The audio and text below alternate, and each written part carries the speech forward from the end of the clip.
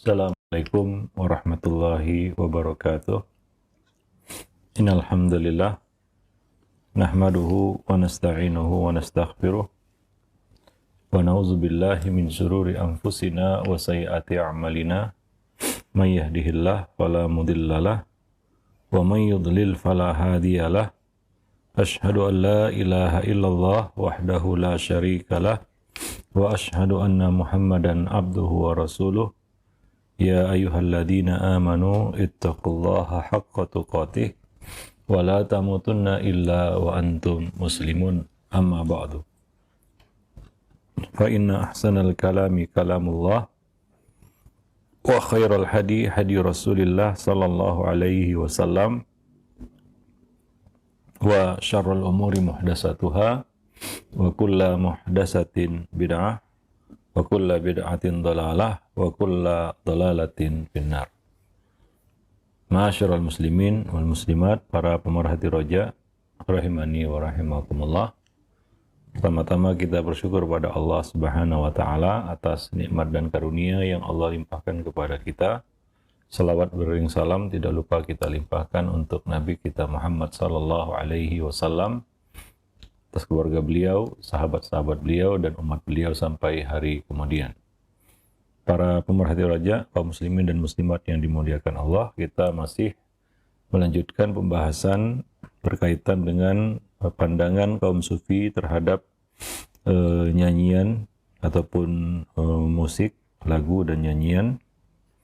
Sebelumnya kita sudah menjelaskan bahwa menurut para ulama madhab yang empat, mulai dari Imam Abu Hanifah, Imam Malik, Syafi'i, dan Ahmad, bahwa nyanyian, musik, senandung, ataupun kasidah, ataupun sejenisnya ini adalah perkara yang diharamkan, dilarang.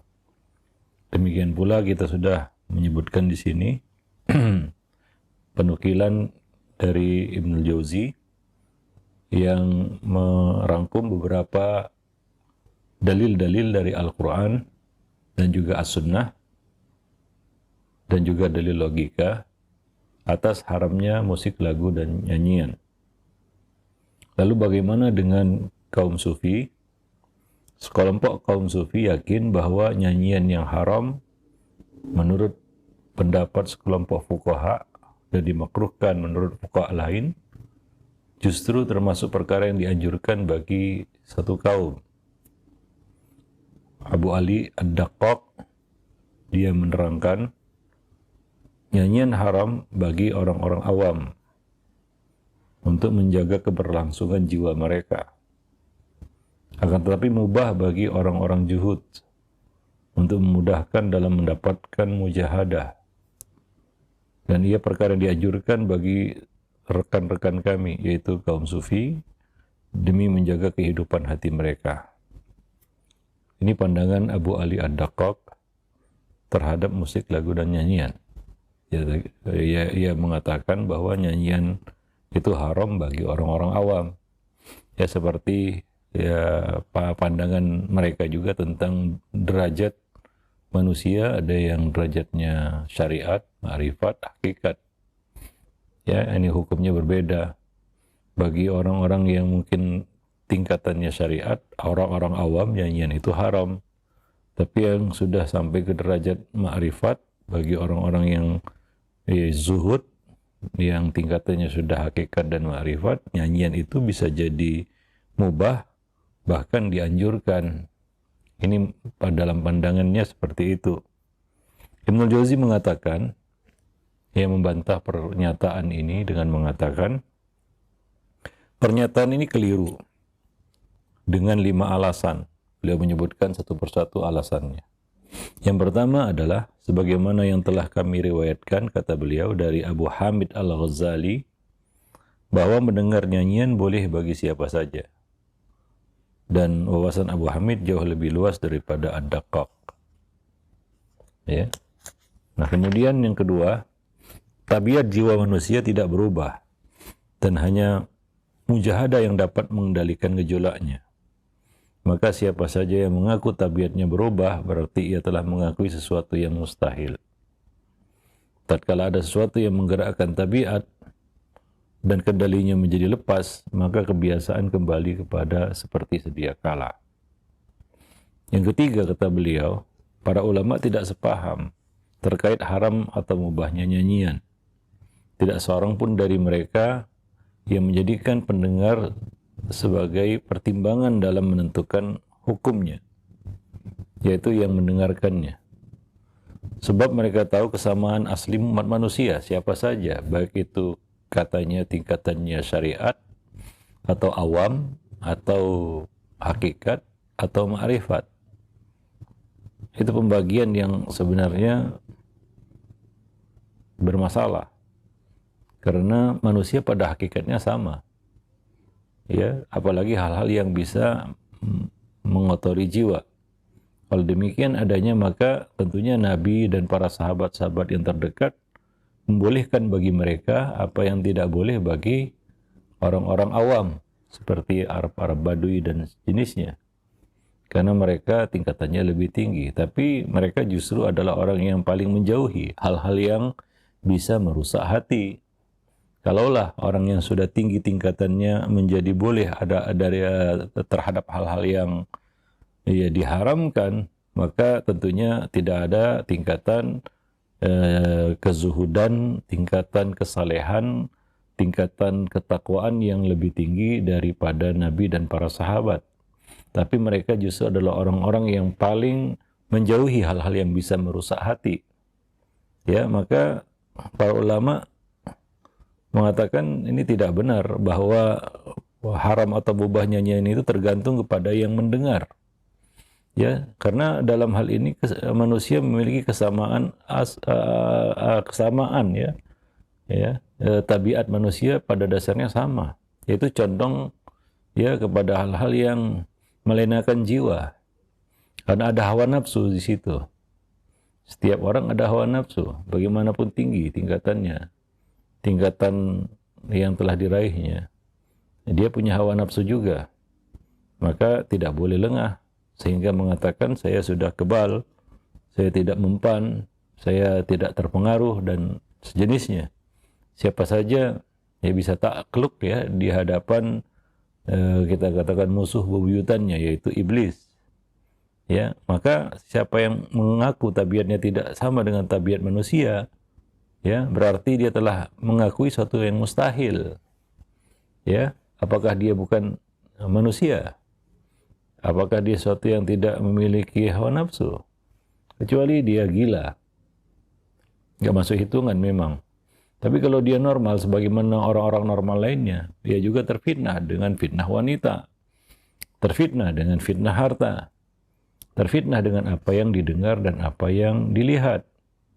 Ya kalau dia mengatakan, saya tidak sama dengan mereka, bahwa jiwa saya tidak terganggu, terusik dengan mendengarkan lagu musik dan nyanyian, ya bahwa saya tabiatnya tidak sama dengan tabiat manusia pada umumnya, maka mungkin dia merasa bukan manusia, ya, atau dia mengakui sesuatu yang mustahil, dikatakan di sini oleh Ibnu Al-Jauzi.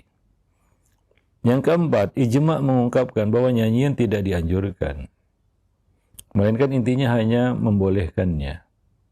Ya dengan catatan-catatan dengan syarat-syarat yang sudah kita jelaskan. Ya misal tanpa diiringi alat musik, ya syair-syair yang disenandungkan itu adalah hal-hal yang positif, tidak mendominasi hati, tidak melebihkannya daripada mendengarkan Al-Quran. Ya selain itu jelas para ulama melarangnya, ya bahkan ya mengharamkannya. Ya, nah demikian bisa ya makruh sampai haram. Ya, apabila syair-syair itu positif tapi mendominasi hati, ya, lebih menggerakkan hati daripada mendengarkan Al-Quran, lebih disukai oleh jiwa daripada mendengarkan Al-Quran, maka bisa makruh hukumnya, walaupun syairnya itu positif, syairnya bagus, syairnya berisi ajakan kepada akhirat, atau syair-syair yang membangkitkan semangat, misalnya dalam perjalanan, di dalam safar dan jenisnya yang sudah kita jelaskan sebelumnya. Ya, nah demikian. Maka bisa jadi makruh hukumnya jika itu mendominasi hatinya, ya. Kemudian mengalahkan Al-Qur'an, ya, di dalam memberikan kesan dan pengaruh kepada jiwanya. Nah demikian. Jadi pernyataan bahwasanya nyanyian dianjurkan adalah pernyataan yang menyimpang dari ijma. Kalau dimutlakkan seperti itu, dilarang atau dibolehkan, ya, karena ada perinciannya di situ. Yang kelima, konsekuensi pernyataan tersebut adalah bahwa, ya, mendengar kecapi hukumnya mubah atau dianjurkan bagi orang yang tabiatnya tidak berubah karena mendengarkannya, ya. Nah, ini dipakai oleh sebagian orang. Dia mendengarkan musik, lagu dan nyanyian karena dia merasa dirinya tidak terpengaruh apa-apa dengan apa yang didengarnya, ya, apa yang disimaknya, ya. Nah, ini ada konsekuensi dari perkataan ad-daqqaq tadi, ya. Nah, demikian. Nah, karena musik hanya diharamkan jika kata mereka, ya, dapat mempengaruhi jiwa serta menyeru tabiat manusia untuk mengikuti hawa nafsunya. Jika pengaruh ini bisa dihindari, maka hukumnya mubah, seperti yang dikatakan oleh ad-daqqaq tadi. Nah, ini jelas, ya, apa namanya, satu yang keliru, ya, satu yang tidak bisa diterima, ya, secara logika juga nggak bisa diterima. Dan para ulama menjelaskan bahwa hukumnya itu tidak berkaitan dengan orang yang mendengar nyanyian itu, ya, karena para ulama menganggap sama saja siapapun yang mendengarnya bisa terpengaruh jiwanya, ya. Nah, demikian. Jadi tidak dikaitkan dengan orang yang mendengar, tapi berkaitan dengan apa yang dilakukan ataupun yang disenandungkan itu, ya, dan cara untuk menyenandungkannya. Ya, para ulama menilai hukum di dalam bab ini dari hal-hal tersebut, bukan dari kondisi orang yang mendengarkannya. Ya, nah jadi itu sangat keliru, ya. Konsekuensinya adalah maka semua, bahkan, ya, kita katakan, ya, musik-musik yang, ya, jelas-jelas, ya, kita katakan rusak, ya, kita katakan rusak, ya, itu mungkin bisa jadi tidak memberikan pengaruh, kan begitu, ya, hingga akhirnya hukumnya jadi mubah, ya. Nah, itu tidak bisa diterima, ya, secara logika juga nggak bisa diterima. Nah, kemudian Ibnu Jauzi mengatakan, sekelompok kaum sufi mengatakan bahwa nyanyian dapat mendekatkan diri kepada Allah. Ya, ini juga syubhat mereka. Abu Thalib Al-Makki, salah seorang tokoh mereka, mengatakan, salah seorang syekh kami berkata kepadaku dari Al-Junaid. Dia mengatakan bahwa rahmat turun kepada kelompok ini, yaitu kaum sufi, dalam 3 kesempatan, katanya. Yang pertama saat makan, karena mereka hanya makan ketika lapar. Saat belajar, karena mereka melampaui maqam derajat para siddiqun dan kondisi para nabi. Dan yang ketiga, katanya, saat mendengar nyanyian, karena mereka mendengar dengan cinta dan menyaksikan kebenaran. Ya, ini perkataan Al-Junaid, ya. Dia mengatakan rahmat Allah turun kepada mereka pada 3 kondisi ini. Ibnu Jauzi mengatakan, jika riwayat ini sahih, ya, dari Al-Junaid, kalau sahih dari Al-Junaid, dan kita berbaik sangka kepadanya, maka nyanyian yang dimaksud harus dipahami sebagai kasidah ihwal kezuhudan, ya, yaitu yang dimaksud dengan nyanyian di sini adalah yang disebutkan sifat-sifatnya oleh para ulama bahwa itu hal yang mubah, ya, yaitu syair-syair yang berisi kisah-kisah kezuhudan atau hal-hal yang mendorong manusia kepada kebaikan, ya, ya, seperti yang kita jelaskan tadi. Nah, kita berbaik sangka kepada Al-Junaid, ya, kalau sahih, maka maksudnya itu, ya, bukan nyanyian seperti yang berkembang belakangan. Karena hanya kasidah seperti ini yang melunakkan hati dan, ya, mengundang tangisan air mata. Wallahu a'lam bishawab. Nah, terkait turunnya rahmat, ketika menyebut-nyebut Su'da atau dan Laila, ya, dan sifat-sifat ini dipahami sebagai sifat-sifat ilahi, maka tidak boleh memiliki keyakinan seperti itu. Ya, ya itu nggak mungkin ya rahmat Allah turun ketika mendengarkan syair-syair tentang kisah percintaan misalnya. Dari mana rahmat Allah turun kepada hal-hal semacam itu? Ya, nah demikian. Atau hal-hal yang menggambarkan, menyifati ya kaum wanita atau orang-orang yang putus asa atau para pengembara dan sejenisnya. Ya, tidak akan mungkin ya dikatakan rahmat Allah turun ya pada satu kaum yang mereka larut dalam hal-hal semacam itu. Nah demikian, wallahu alam bishawab. Nah ini memiliki kita katakan penguat ya, indikasi bahwasanya itulah yang dimaksud. Ya, bahwa pada masa Al-Junaid tidak terdapat syair-syair seperti yang ada pada masa sekarang ini. Ya, hanya saja beberapa penganut sufi generasi terakhir mengartikan perkataan itu dengan pengertian yang berbeda-beda, ya, seperti yang beredar luas.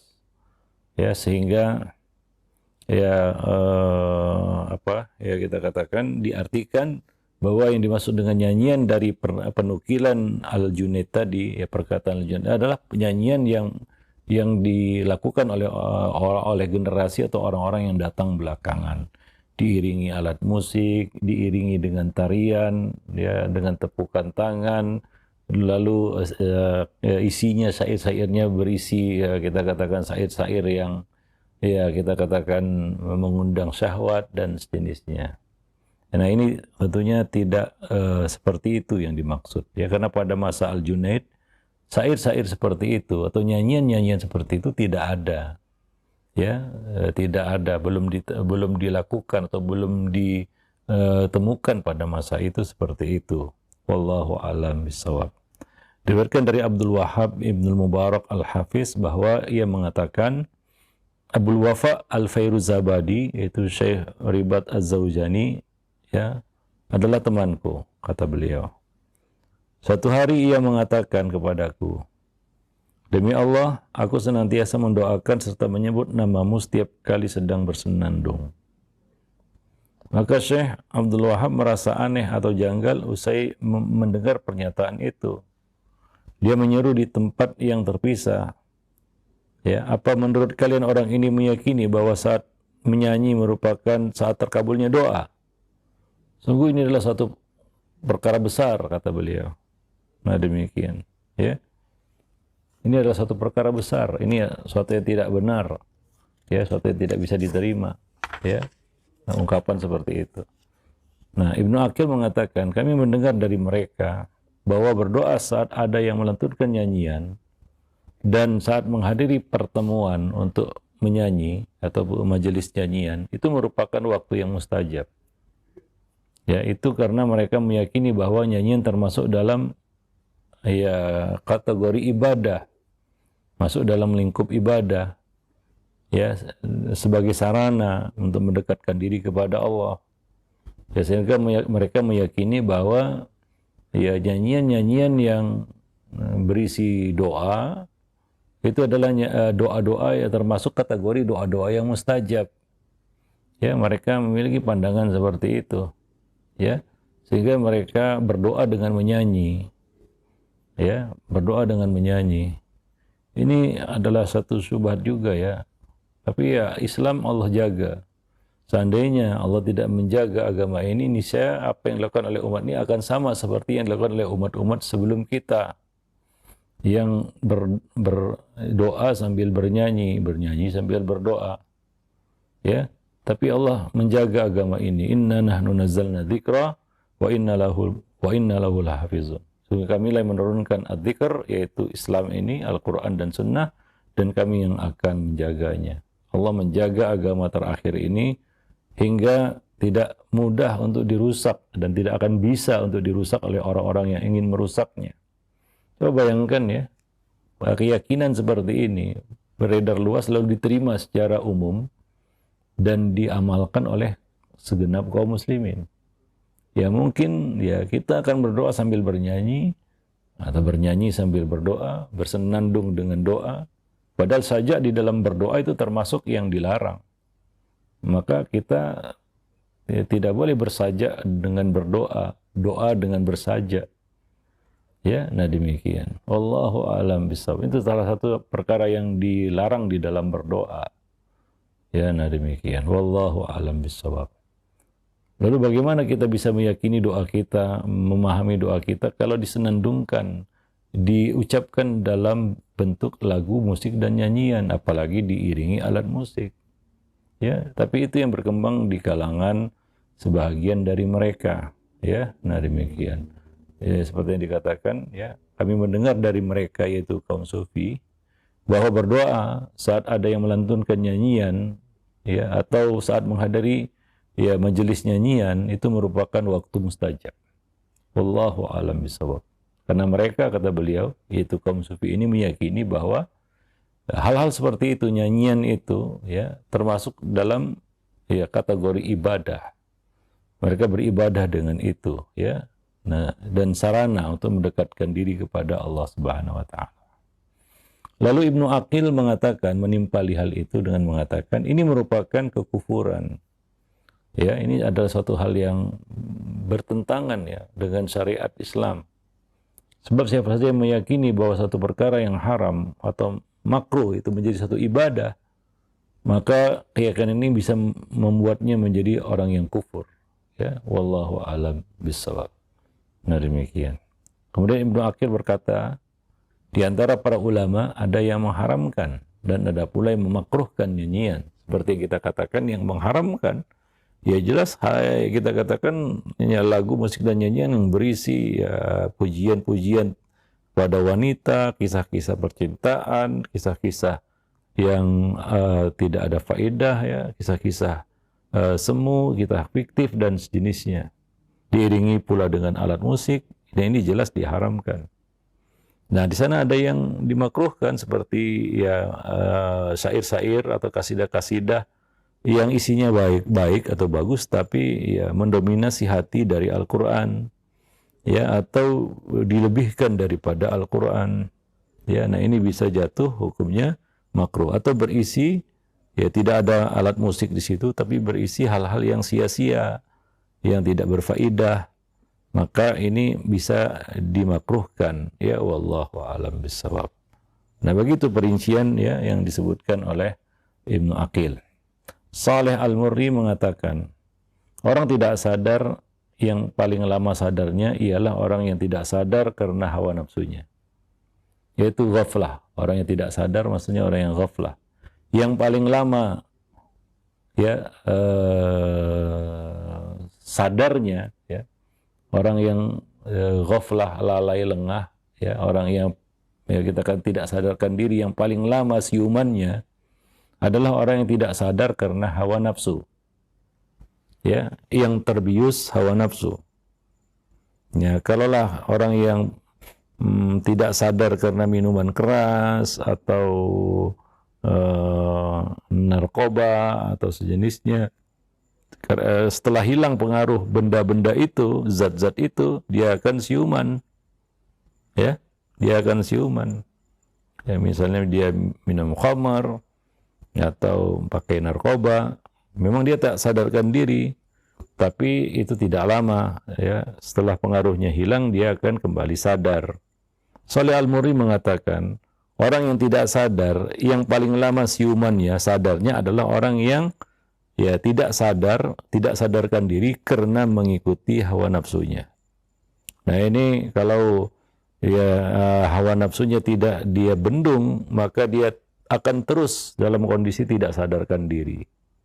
Ya, walaupun ya secara fisik dia berjalan ke sana kemari. Ya, Allahu a'lam. Dia menganggap hawa nafsunya sebagai pendekatan diri kepada Allah Subhanahu wa taala. Ya, ini adalah suatu syubhat yang sangat berbahaya, yaitu orang mengikuti hawa nafsu dan dia merasa itu adalah bentuk mendekatkan diri kepada Allah Subhanahu wa taala. Dan orang yang paling teguh kedudukannya pada hari kiamat adalah orang yang paling berpegang teguh kepada Al-Qur'an dan sunnah Nabi-Nya Muhammad sallallahu alaihi wasallam. Semakin besar kadar ittiba seseorang kepada Al-Quran dan As-Sunnah, semakin istiqomah dia di dalam kehidupan, ya, di dalam kehidupan dunia dan juga nanti di akhirat. Ya, wallahu a'lam bishawab. Jadi di sini Saleh Al-Murri ingin menjelaskan kepada kita, ya tentang sebagian orang yang menjadikan mengikuti hawa nafsu itu justru sebagai bentuk pendekatan diri kepada Allah. Ya, ini menyinggung kaum sufi yang menjadikan musik, lagu dan nyanyian yang itu bisa mengotori jiwa, yang itu bisa melalaikan hati, ya, membuat lengah jiwa, ya, justru sebagai bentuk pendekatan diri kepada Allah Subhanahu wa taala. Nah, orang yang mabuk karena ini itu akan lama sadarnya itu. Ya. Orang mabuk karena narkoba, mabuk karena arak atau khamar, ya tunggu aja sebentar, sesaat 2 saat, ya, mungkin 1 jam 2 jam, sehari 2 hari sadar dia, siuman dia. Ya. Nah, setelah hilang pengaruh benda-benda itu atas dirinya. Tapi orang yang mabuk karena mengikuti hawa nafsunya, ya, seperti orang yang mabuk karena musik, lagu dan nyanyian, itu mabuknya nggak tahu kapan siumannya itu. Ya. Pengaruh-pengaruhnya itu terus-menerus, ya. Pengaruhnya itu melekat pada jiwa. Maka dikatakan bahwa pengaruh jiwa, musik, lagu dan nyanyian terhadap hati itu melebihi pengaruh narkoba bahkan, ya, ataupun minuman keras bahkan terhadap, ya, hati manusia, terhadap jiwa manusia. Wallahu a'lam bishawab. Ya, nah jadi demikian, ya, pandangan kaum sufi terhadap musik, lagu dan nyanyian ini. Mereka merasa bahwa mereka itu sudah tinggi tingkatannya, sudah sampai kepada derajat-derajat tertentu, ya, seperti mereka katakan sudah sampai kepada hakikat dan makrifat. Maka mendengar musik, lagu dan nyanyian itu nggak pengaruh bagi mereka, kata mereka. Maka boleh bagi kami, nggak boleh bagi orang awam atau yang tingkatannya masih syariat. Ya, ini sebagaimana kita katakan, ini ada satu argumentasi yang konyol. Ya, secara akal nggak bisa diterima. Ya, ini adalah argumentasi yang kita katakan tidak bisa diterima logika sama sekali. Karena kalaulah demikian adanya, maka Nabi dan para sahabat yang memiliki tingkatan ketakwaan yang paling tinggi tentu akan membolehkan hal-hal yang, ya, kita katakan merusak hati, ya, seperti musik, lagu dan nyanyian ini atau hal lainnya. Ya, tapi ya, justru mereka adalah, ya, seperti yang kita nukil sebelumnya dari Nafi' dari Ibnu Umar, bahwa beliau menutup, ya, telinganya ketika mendengar nyanyian itu dan menjauh, menyimpang dari jalan supaya tidak mendengarnya, dan baru membukanya ketika ia pastikan bahwa musik itu tidak terdengar lagi. Demikian juga beliau mengatakan, aku melihat Nabi SAW melakukan seperti yang aku lakukan ini. Itu Ibnu Umar, itu Nabi SAW.